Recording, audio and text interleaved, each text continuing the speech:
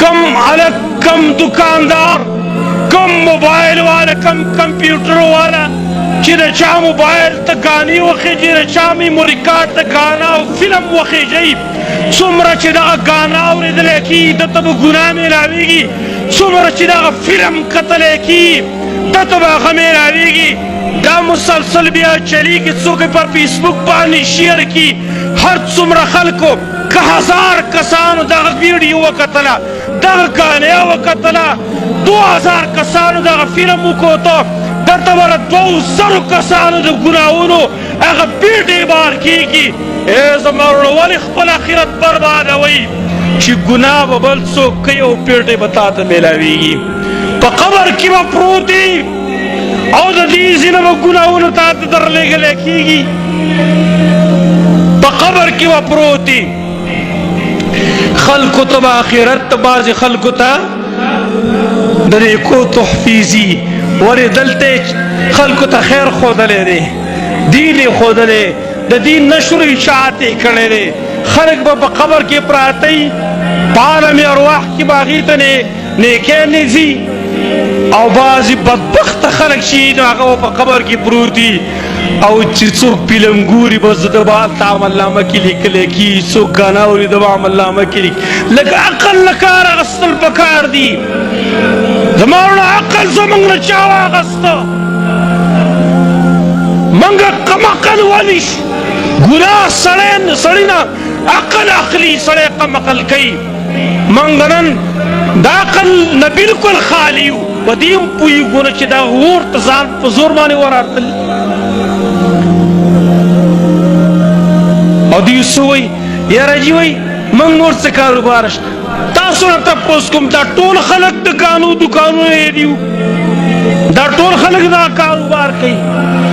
او زه تعجب په دې خبره باندې کومه چې د الله په خبره باندې زموږ یقین ولې نشته دی د رزق سمواري خو زما الله اخیستلې ده وما من دابة فی الارض الا علی الله رزقها هیڅ یو زن د سر په ځمکه کې نشته دی مګر په الله باندې د هغې رزق دی د هغې روزي ده حدیث بخاري مسلم کې راغلی دی نبی صلی الله علیه وسلم فرمایي کله چې انسان د مور په رحم کې پیدا کېږي الله ملک پای باندې مقرر کړی دی او ورته وایي اکتب ولیکه چې کله پای کې روح وغورځوي وایي څه ولیکمه ولیکه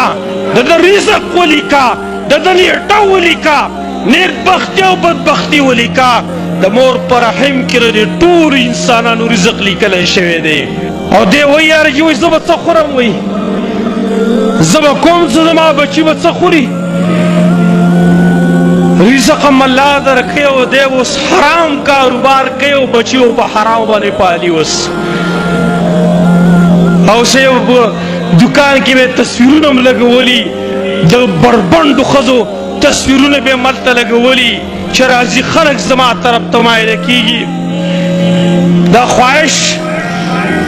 او دا شهوات دا خو لږ ساعت دپاره دي